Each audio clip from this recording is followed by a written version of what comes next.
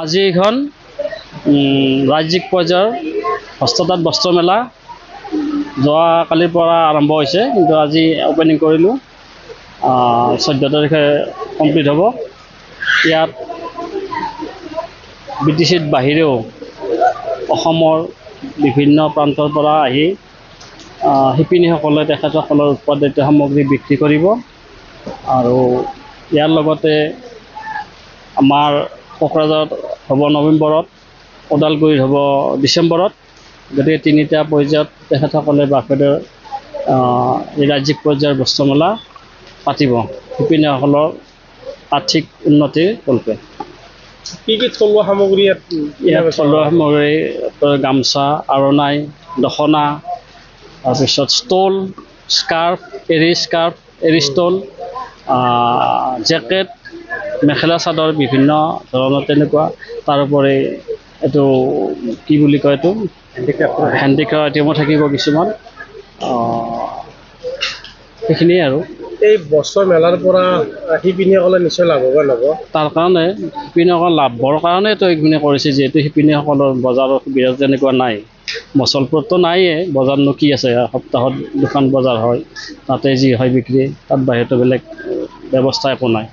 আৰু যাত ডিজিটেল মাধ্যম বা তেনেকুৱা হিচাপতো শিপিনীসকল ইমান পাৰ্গত নহয়, নাজানে, সুবিধাখিনি পোৱা নাই। গতিকে এইটো এটা প্ৰথম মাধ্যম। কিমানমান ষ্টল থাকিব ইয়াত? কিমান? 60। আপোনালোকৰ পৰা কেনেধৰণে ছাপোৰ্ট দিছে শিপিনীসকলক? সেইটো তেখেতৰ যিমান 14 দিন ইয়াত থাকিব, তাহাঁতক কিবা এটা ৰিমুনাৰেশ্যন দিব পাৰ্টিচিপেট কৰাৰ কাৰণে, যিহেতু গোটেইবিলাকে দুখীয়াই মোটামুটি। গতিকে 9,000 স্থায়ীখিনিক 9,000 দিব, যিখিনি মচলপুৰ স্থায়ী, আৰু মানে ডিষ্ট্ৰিক্টত বাহিৰত যিখিনি আহিব তেখেতক 11,000কৈ দিব। বাফেডৰ দ্বাৰা আয়োজিত আৰু ডেভেলপমেণ্ট কমিশ্যনাৰ ফৰ হেণ্ডলুম আমি আজি প্ৰথম 2025 আৰু 26 যিটো আমাৰ ৰাজ্যিক হস্ততাঁত বস্ত্ৰ মেলা আৰম্ভ কৰিছোঁ। এইটো আমি প্ৰথম মচলপুৰ কৰিছোঁ, ইয়াৰ পিছতে আমি নেক্সট প্ৰগ্ৰামটো আৰম্ভ কৰিম। সেয়েহে আজি আমি ইয়াতে যোৱাকালিৰ পৰা আমি আৰম্ভ কৰিছোঁ, আজি অপেনিং কৰিছোঁ। আৰু ইয়াতে 60 ষ্টল ইয়াতে আগভাগ ল'ব শিপিনীসকলে। আৰু ইয়াতে আমাৰ ভাৰতবৰ্ষৰ বিভিন্ন ৰাজ্যৰ পৰা ইয়াতে আগভাগ লৈছে। ইয়াতে ৱেষ্ট বেংগলৰ পৰা আছে, উত্তৰ প্ৰদেশৰ পৰা আছে, আৰু অসমৰ বিভিন্ন জিলাৰ পৰা ইয়াতে আহিছে। মণিপুৰ আছে, নাগালেণ্ড আছে, আৰু আমাৰ BTCৰ পৰা আমাৰ যিসকল আমাৰ থলুৱা প্ৰডাকশ্যন কৰে আৰু প্ৰডিউচাৰ কোম্পানী আছে, আমাৰ ইয়াতে আগভাগ লৈছে। তেওঁলোকক আমি মানে যিটো কোকৰাঝাৰ হ'লে আদাৰ ডিষ্ট্ৰিক্ট হ'লে আমি 11,000 দিওঁ, আৰু লোকেল ডিষ্ট্ৰিক্ট হ'লে আমি 9,000কৈ দিয়া হয়। পাৰ ডে নহয়, আমি 14 দিনৰ ৰেমিনেশ্যনটো দিয়া হয়। আৰু এইটো আমি যিটো কালচাৰ প্ৰগ্ৰাম আছে সেইটোৰ বিষয়ে মই আগতে কৈছোঁ যে ইয়াতে আজি আমি অপেনিং কৰিছোঁ। আমাৰ নেক্সট 6 আৰু 7 দিনাখনি আমি ডেন্স কম্পিটিশ্যনৰ আয়োজন কৰিছোঁ। ইয়াৰ আমি প্ৰাইজ মানি দিছোঁ। ইয়াতে 5,000 প্ৰথম, আৰু দ্বিতীয় হ'ল 3,000, আৰু তৃতীয়টো হ'ল 2,000।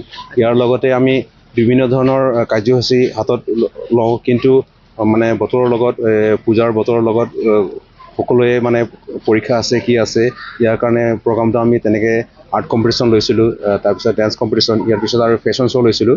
কিন্তু সময়ৰ লগত আমি খাপ খাব নোৱাৰিলোঁ, কিয়নো পূজাৰ বতৰত আমি মানে বহুত মানুহক তেনেকৈ কণ্টেক্ট কৰিছিলোঁ, কিন্তু পোৱা নাই। সেই হিচাপত আজি মচলপুৰত অহা 14 অক্টোবৰলৈকে চলিব।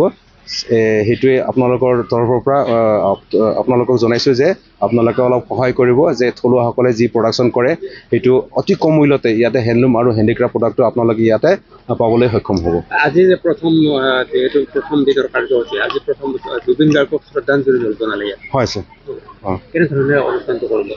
অনুষ্ঠানটো আমি তাৰমানে সকলো অসমৰ বাহিৰে মানে ভাৰতবৰ্ষতে আমাৰ জুবিন দাক আমি সকলোৱে মানুহ, তেওঁৰ যি গান গায় বা যিবোৰ তেওঁলোকে আমাৰ অসমৰ চিনাকি, আমি জুবিন দাক যেনেকৈ ধৰণৰ আমি শ্ৰদ্ধা জনাব লাগে, আমি তেনেকৈ ইমান দিব পৰা নাই। কিন্তু ইয়াতে আমি যেনেকৈ ধৰণৰ আমি শ্ৰদ্ধাঞ্জলি দিছোঁ, আমাৰ তেনেকৈ গভমেণ্ট এতিয়া চেঞ্জ হৈছে, কোনো আমাৰ মানে BTC গভমেণ্টত কোনো আলহী আজিৰ দিনত আমি লৈ আহিব পৰা নাই। যদি আমাৰ BTC গভমেণ্ট যদি এতিয়া হৈ গ'ল হয়, আমি হয় হেণ্ডলুম ডিপাৰ্টমেণ্টৰ মিনিষ্টাৰক পালোঁ হয় বা কোনোবা চিফক পালোঁ হয়, তেতিয়া আমি প্ৰগ্ৰামটো অলপ বেছি জুবিন গাৰ্গৰ যিটো আমাৰ প্ৰগ্ৰাম কৰিবলগীয়া আছিলে সেইটো আৰু ইয়াতকৈ আৰু ডাঙৰকৈ কৰিব পাৰিলোঁ হয়।